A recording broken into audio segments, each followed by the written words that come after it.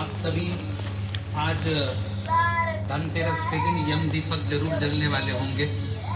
महाराज, आपके मन में यह प्रश्न भी जरूर होगा कि हमें आज यम दीपक कितने बजे जलाना है, यम दीपक तैयार कैसे करना है, किस जगह पर जलाना है, किस तेल से यम दीपक जलाना है, और यम दीपक जलाते समय घर के सभी सदस्य घर के अंदर रहे या बाहर, सारी अद्भुत जानकारी आपको इस वीडियो में देने वाले हैं। महाराज, ये दीपक साल में सिर्फ एक बार जलाया जाता है, वह भी धनतेरस के दिन। और ये इसलिए जलाया जाता है ताकि हमारे घर में कभी भी किसी की अकाल मृत्यु ना हो या एकदम से कोई दुख और परेशानी हमारे जीवन में ना आए।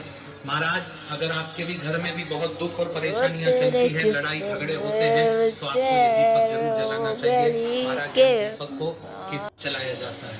जब घर के सभी सदस्य, और इस दीपक को जलाने के बाद घर का कोई भी सदस्य बाहर नहीं जाता है, इसलिए इस दीपक को जलाने का कोई निश्चित समय नहीं है। जब भी आप मान सकते हैं कि यम दीपक को आप शाम 6 बजे से रात 12 बजे के बीच में कभी भी जला सकते हैं।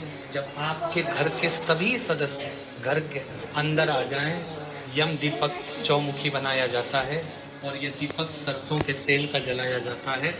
इस दीपक की सबसे पहले घर के अंदर पूजा की जाती है और फिर इस दीपक को घर के बाहर रखा जाता है। यह दीपक घर के अंदर नहीं जलाया जाता, इस बात का ध्यान रखें। सबसे पहले आप अपने घर में जिस स्थान पर इस दीपक की पूजा करेंगे वहाँ पर साफ करके रंगोली बना लेंगे या चौक पूर ले, या आटे से आप स्वास्तिक भी बना सकते हैं, ये रंगोली से भी बना सकते हैं।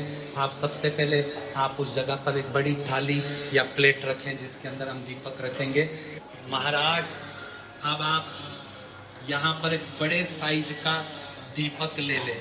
यम दीपक हमेशा बड़े साइज का ही बनाया जाता है और ये दीपक मिट्टी का लिया जाता है। महाराज, अगर मिट्टी का दीपक ना मिले तो आपको आटे का एक बड़े साइज का दीपक बनाना है और इस आटे में आपको नमक नहीं मिलना है। महाराज, अब आप इस दीपक में बत्ती रखेंगे। आप चाहे तो 2 लंबी बत्ती बना सकते हैं या 4 लंबी बत्ती बनाकर चौमुखी दीपक की तरह उसके अंदर बत्ती रख सकते हैं। महाराज, दीपक के चारों तरफ एक एक बत्ती हो जाए, इस तरीके से आप अपनी बत्तियां को रख दीजिए। अब आप अपने दीपक के अंदर सरसों का तेल डाल लीजिए और यह दीपक पूरी रात जलाया जाता है, इसलिए दीपक को तेल से फुल भर दें। अब आप इस दीपक को माचिस से चारों तरफ से जला लें, क्योंकि अब हम इसकी पूजन करेंगे। अब आप लोग रोली से दीपक के चारों तरफ तिलक लगाए और चारों तरफ चावल भी समर्पित करें। महाराज, इसके बाद में चारों तरफ फूल भी चढ़ाई, आप गंदे का फूल भी चढ़ा सकते हैं। इसके बाद में दीपक के अंदर आप एक कौड़ी डालेंगे और एक सिक्का डाल देंगे, क्योंकि महाराज दीपावली के पर्व में माता लक्ष्मी जी की पूजन का विशेष महत्व होता है। कौड़ी ना हो तो आप सिर्फ सिक्का केला डाल सकते हैं। महाराज, इसके बाद में भोग के रूप में आप दीपक के अंदर खीर डालेंगे। इसके बाद में आपके घर के हर एक सदस्य को एक सिक्का लेकर अपने हाथ से ही दीपक की एक परिक्रमा करके ये सिक्का वहीं दीपक के पास में रख देना है।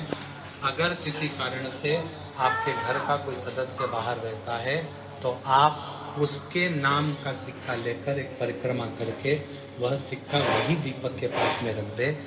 महाराज, बाद में इन सिक्कों को आपको दान करना रहता है।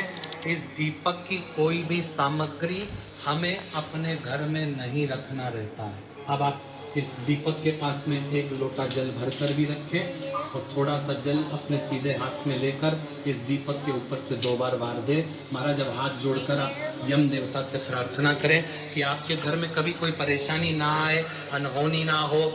अब आप थाली के साथ में इस दीपक को वहाँ से उठाएं और सीधा अपने घर के मेन गेट के बाहर आ जाए और इस दीपक को मेन गेट के बाहर जो दक्षिण दिशा होती है उस दिशा में इस दीपक को हमें रखना चाहिए।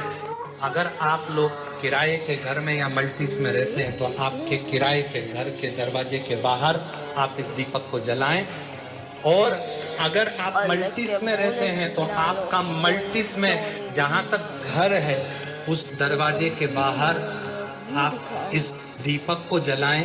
यम दीपक को सीधा जमीन पर ना रखें।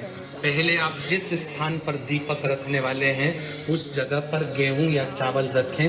उसके बाद इस दीपक को यम देवता का आवाहन करके रख दें और यम देवता से प्रार्थना करें कि आपके घर में कभी किसी की अकाल मृत्यु ना हो और कोई परेशानी ना आए।